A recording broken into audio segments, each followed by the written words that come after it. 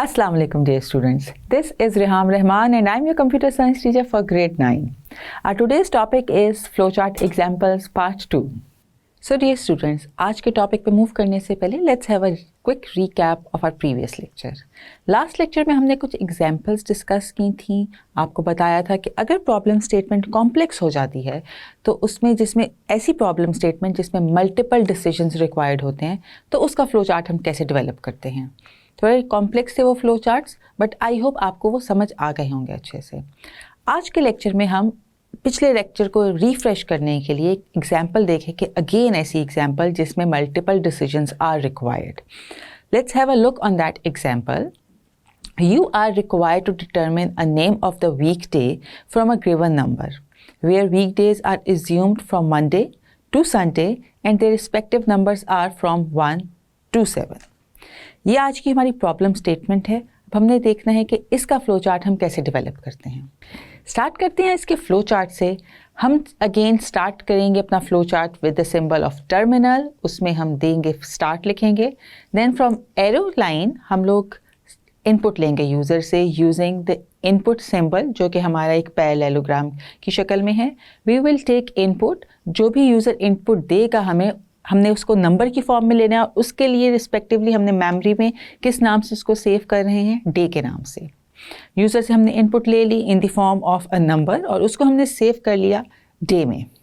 Now the next we will move, there is a decision. अब हमें decide करना है कि यूज़र ने जो नंबर एंटर किया है जो हमने डे में सेव किया है क्या वो 1 है. इफ़ द नंबर इज़ 1 तो हमारा फ्लो चार्ट मूव करेगा येस की डायरेक्शन में. तो हम प्रिंट करवा देंगे डे को आउटपुट सिंबल को यूज़ करते हुए कि डे प्रिंट मंडे एंड हमारा फ्लो चार्ट हो गया एंड.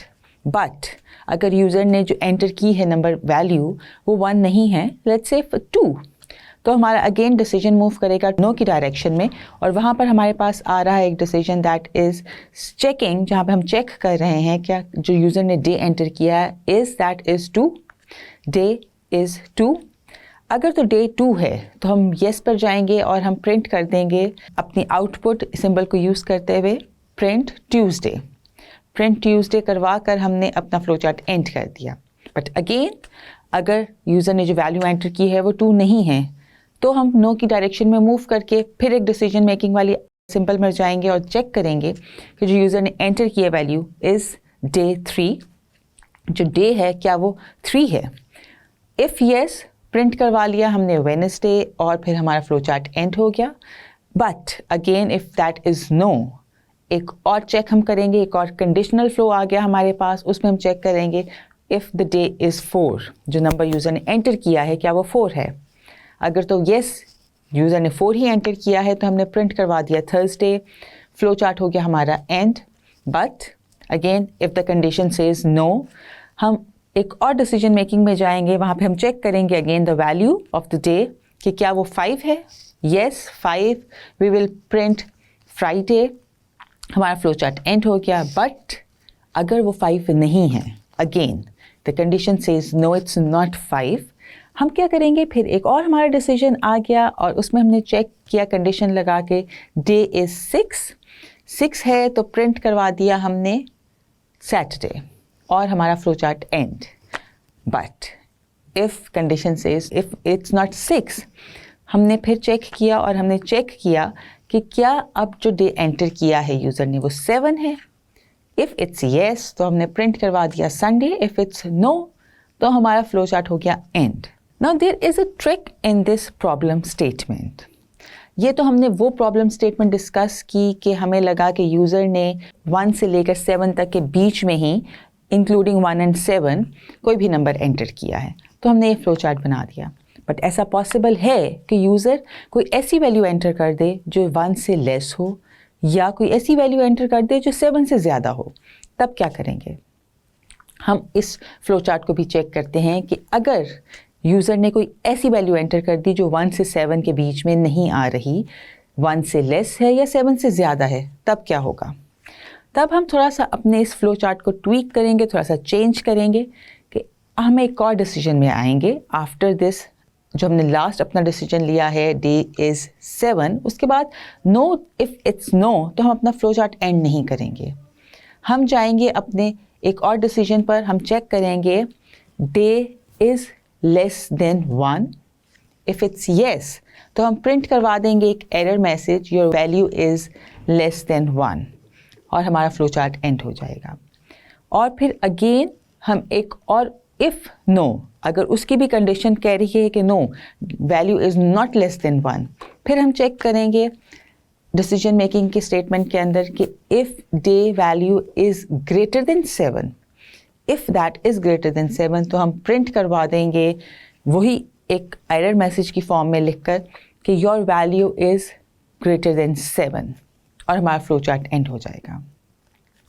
अभी तक के अपने प्रीवियस लेक्चर्स को भी देखते हुए और आज की जो हमने स्टेटमेंट देखी है, हमने ऐसे फ्लो चार्ट्स डेवलप किए हैं। सबसे पहले जो हमने स्टार्ट किया था वो ऐसे फ्लो चार्ट से किया था जो सिर्फ सिंपल 3 स्टेप्स पर बेस कर रहे थे। इनपुट ली यूज़र से, प्रोसेसिंग की और आउटपुट दे दी। फिर हम मूव किए एक फर्दर स्टेप पर जहाँ पे हमने इन्वॉल्व की कंडीशनल फ़्लो को। हमने चेक किया कि अगर हमारे पास कोई ऐसी प्रॉब्लम स्टेटमेंट आ गई है कि जिसमें हमारे पास कंडीशंस आ रही हैं, हमें चेक करना है कि if the statement is true और false, the question is yes और नो। तब हमने अप्लाई करना शुरू किया अपना डिसीजन मेकिंग सिंबल, जो कि एक आपको बताया था डायमंड शेप का है। वहाँ पर हमने डिसाइड किया कि हम if the statement says no तो हमारा जो फ्लो चार्ट का फ्लो है वो किस डायरेक्शन में मूव करेगा, and if the statement says yes तो हमारा फ्लो चार्ट किस डायरेक्शन में मूव करेगा। हमने अभी तक के ऐसे कॉम्प्लेक्स फ्लो चार्ट्स देखे हैं। Now we will take a step forward. अब हम ऐसे फ्लो चार्ट डिस्कस करेंगे जिसमें हमें रिपीटेशन होनी है, जिसमें हमें बैकवर्ड भी मूव करना है। अभी तक के फ्लो चार्ट में हम येस एंड नो की हम जो देख रहे थे, कंडीशंस आ रही थी, हम आगे ही जा रहे थे। बट अभी की जो मैंने एक एग्जांपल आपको शेयर की थी 7 डेज़ अ वीक में, जब एरर मैसेज हमने दे दिया यूज़र को, तो ये भी पॉसिबल है कि हम अपना फ्लो चार्ट को एंड करने की बजाय उसको वापस ले जाएं फर्स्ट स्टेप पे जहाँ पे यूज़र ने वैल्यू इनपुट करनी है। कि जब एक एरर मैसेज आ गया कि आपकी वैल्यू 1 और 7 को मैच ही नहीं कर रही, उससे लेस है या ग्रेटर है, तो दोबारा हम अपने फ्लो चार्ट को इनपुट में ले जाएंगे। अभी तक हमने ये डिस्कस नहीं किया। आज की हमने जो आगे एग्जांपल्स करनी है उनमें हम देखेंगे कि अगर हमें बैकवर्ड मूव करना है, अपने फ्लो को बैकवर्ड लेकर जाना है, तो हम कैसे करेंगे। सो आज की जो हम एग्जांपल देखने लगे हैं जिसमें हम रिपीटिंग द स्टेप्स की तरफ हम अब जाएंगे, let's have a look on that example. जो फर्स्ट एग्जांपल है उसमें क्या कह रहे हैं हमें, to input 5 values 1 by 1 and determine if the given value is odd और इवन। हमने 5 वैल्यूज़ लेनी है यूज़र से 1 by 1, साइमल्टेनियसली नहीं लेनी, एक साथ यूज़र 5 वैल्यूज़ नहीं एंटर करेगा। 1 by 1 हम यूज़र से 5 वैल्यूज़ लेंगे और फिर हम चेक करेंगे whether the entered value is odd और इवन। जो उसने वैल्यू एंटर की है वो ऑड है कि इवन है। Let's have a look on that flow chart कि इसका हम फ्लो चार्ट कैसे डेवलप करते हैं। हमने किया अपना flow chart start again with the terminal, जिसके अंदर टर्मिनल सिंबल जिसके अंदर हमने लिखा है स्टार्ट। उसके बाद एक चेंज आया है। नॉर्मली हम स्टार्ट के बाद डायरेक्ट जाते हैं इनपुट पर, बट अभी हम इनपुट पर नहीं मूव हुए। हमने स्टार्ट के बाद ही लगा दिया है एक प्रोसेसर। यहाँ पे प्रोसेसिंग होगी और उसके अंदर हमने लिख दिया है काउंट इज इक्वल्स टू 0। हमने एक वेरिएबल की वैल्यू स्टोर की कंप्यूटर मेमोरी के अंदर with the name of count, और उसको हमने वैल्यू साइन कर दी 0। ये हमने एक प्रोसेसिंग स्टार्ट में ही की है। आपको मैं बाद में बताऊंगी कि हमने प्रोसेसिंग का मकसद क्या था। फिर हमने मूव किया अपने नेक्स्ट स्टेप की तरफ, that is taking the input from the user. अब हमने यहाँ पे ली है यूज़र से इनपुट। हमने किया इनपुट नंबर n। हमने नंबर की फॉर्म में यूज़र से इनपुट लेनी है और उसको हमने मेमोरी में किस नाम से सेव कर रहे हैं, n के नाम से। Input is done, then again a processing step came. हमने अब यहाँ पर क्या प्रोसेसिंग करनी है कि जो हमने काउंट को ऊपर 0 के इक्वल किया था, अब हम यहाँ पे कर रहे हैं इंक्रीज़ काउंट बाय 1। हमने उस काउंट की वैल्यू को 1 से इंक्रीज़ कर देना है। पहले उसकी वैल्यू 0 थी, इंक्रीज़ बाय 1 मीन्स कि अब काउंट की वैल्यू हो गई है 1। अगेन नेक्स्ट स्टेप प्रोसेसिंग का, यहाँ पर हमने फॉर्मूला अप्लाई किया, हमने रिमाइंडर चेक करना है।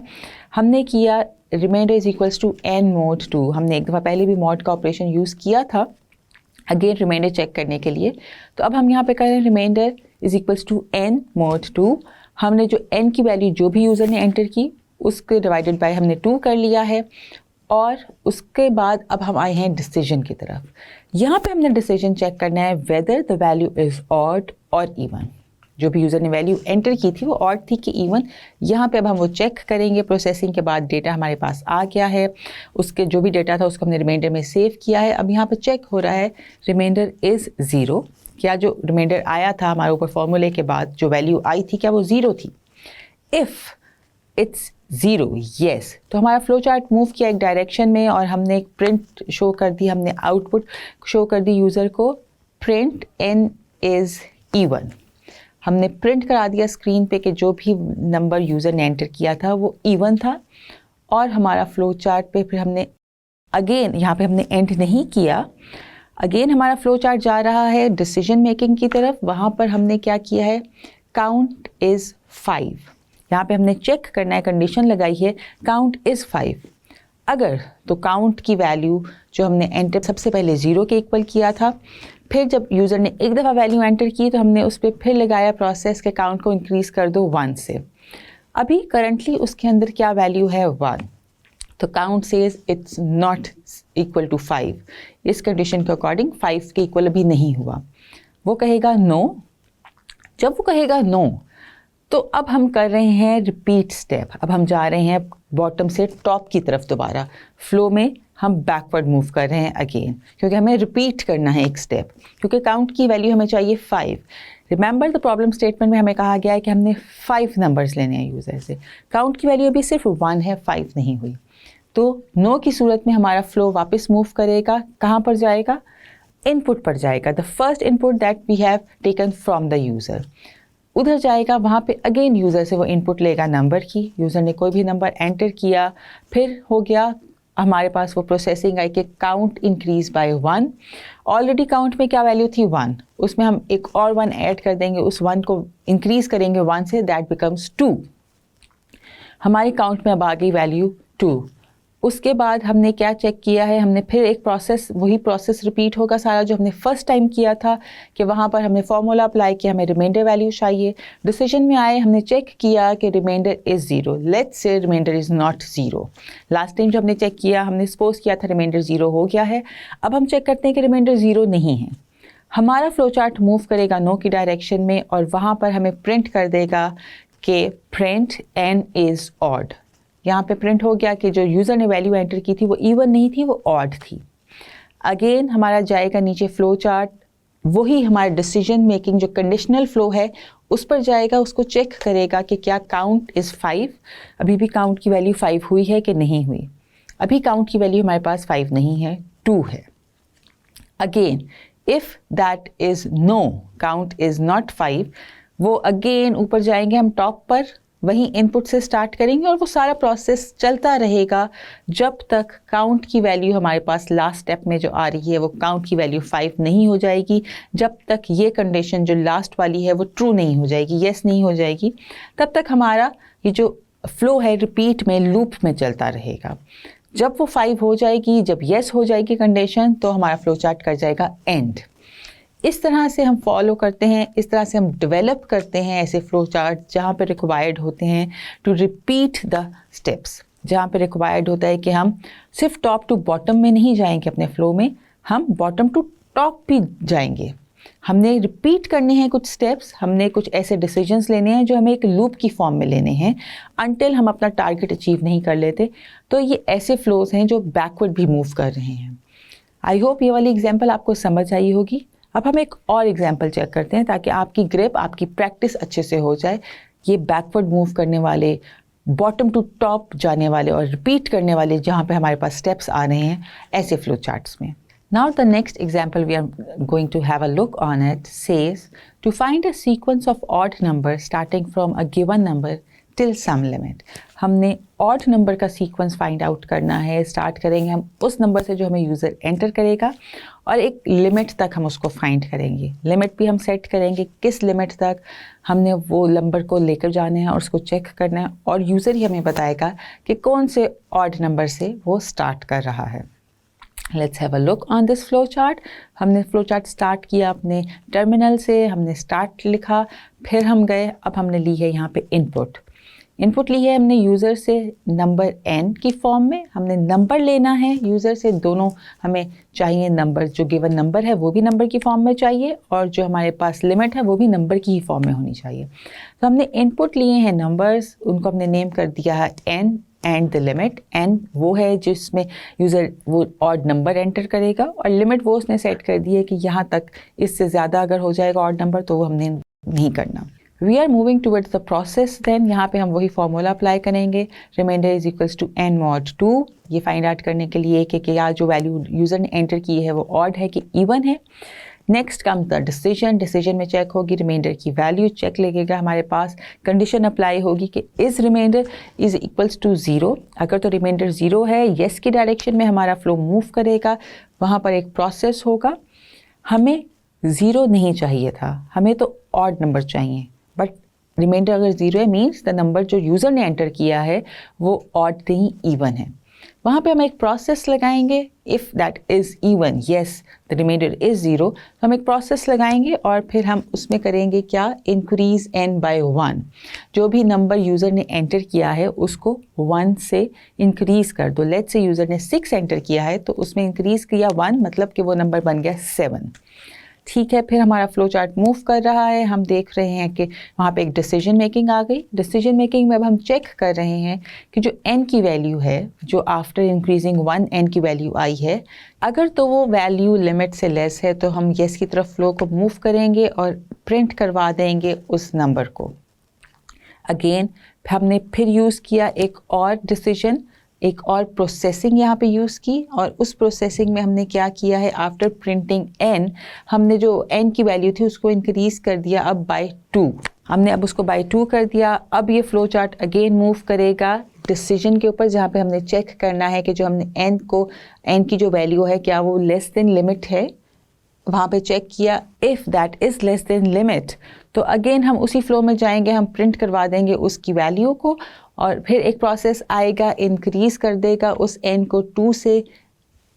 तब तक ये प्रोसेस चलता रहेगा जब तक n की वैल्यू लिमिट से ज़्यादा नहीं हो जाती।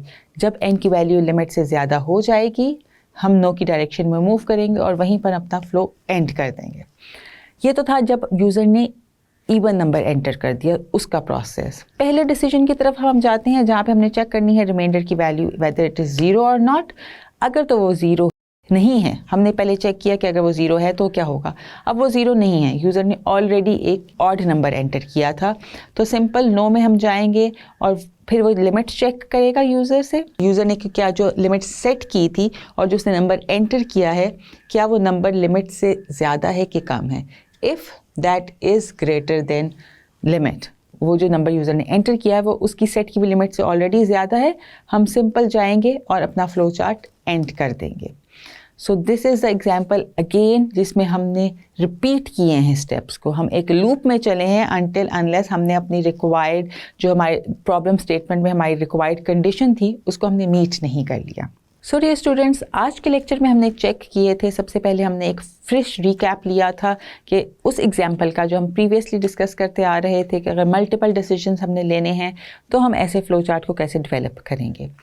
और उसके बाद हमने चेक किया कि अगर हमारी प्रॉब्लम स्टेटमेंट ऐसी है जिसमें एक लूप है, हमें बैकवर्ड भी जाना पड़ सकता है। हमने बैकवर्ड स्टेप्स कैसे लेने अपने फ़्लो में। अभी तक तो हम टॉप्स टू बॉटम जा रहे थे फ़्लो में, मगर कभी ऐसी रिक्वायरमेंट आ जाती है कि हमें bottom to top again move करना पड़े अपने फ़्लो में, तब हम कैसे फ़्लो चार्ट्स को डेवलप करेंगे। आज फिर हमने 2 एग्जांपल्स ऐसी देखी जिसमें हमने टॉप टू बॉटम अगेन गए, बिकॉज कोई कंडीशन ऐसी थी प्रॉब्लम स्टेटमेंट में जिसको हमने मीट करना था, और जब तक वो कंडीशन जो रिक्वायर्ड थी प्रॉब्लम स्टेटमेंट में वो फुलफ़िल नहीं हो गई, हम वो लूप चलाते रहे और बैकवर्ड मूव करते रहे। जैसे ही वो कंडीशन मीट हो गई, हमने अपना फ्लो चार्ट एंड कर दिया। आई होप आपको ये वाली एग्जांपल्स भी समझ आई होंगी कि अगर हमने रेपिटेशन करनी है, बैकवर्ड मूव करना है to have the repetition of the flow of the steps, तो हम वो कैसे करेंगे।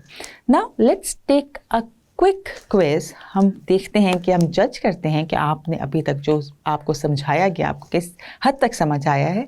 आपको भी आइडिया हो जाएगा कि क्या आपको कॉन्सेप्ट्स क्लियरली समझ आ रहे हैं कि नहीं। So let's have a quick and a very short quiz.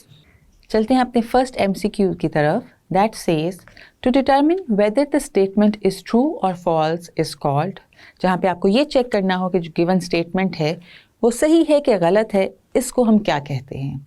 And the options are processing, input, flow chart और डिसीजन मेकिंग। जो ऐसी स्टेटमेंट जिसमें आपको ये चेक करना हो जो स्टेटमेंट आई है वो ट्रू है कि फॉल्स है, उसको हम क्या कहते हैं? Your answer is decision making. यहाँ पे हम डिसीजन ले रहे हैं, हम चेक कर रहे हैं ट्रू और फॉल्स, येस और नो, तो उसको कहते हैं हम decision making. Now the next MCQ is to show the flow of steps in flow chart we use terminal, connector, flow line और प्रोसेस। अपने फ्लो चार्ट में जब हमने फ्लो बताना हो कि किस फ्लो में हमारे स्टेप्स परफॉर्म हो रहे हैं, तो हम क्या यूज़ करते हैं? प्रोसेस, टर्मिनल, कनेक्टर और flow line. The answer is flow lines. Next MCQ is a dash is always evaluated as true or false. Options are input, output, condition और flow. क्या है जो हम evaluate करते हैं as true और false? हम ये चेक करते हैं क्या ये ठीक है कि नहीं, सही है कि गलत है, yes है कि no है। Options थी आपकी input, output, condition और flow. And your answer is condition. Condition में हम चेक करते हैं whether it's true or false. And the last MCQ is dash is a graphical representation of steps to solve a problem. Options are algorithm, flowcharts, pseudocode, library routine. वो क्या है जो graphically हमें represent करता है उन स्टेप्स को जिसमें हम प्रॉब्लम को सॉल्व करते हैं? And your answer is flow charts. So ये तो था हमारा आज का लेक्चर। आई होप आप लोगों को अच्छे से समझ आया होगा। हम इंशाल्लाह मिलेंगे अपने नेक्स्ट लेक्चर में। तब तक के लिए अपना ख्याल रखिएगा। अल्लाह हाफिज़।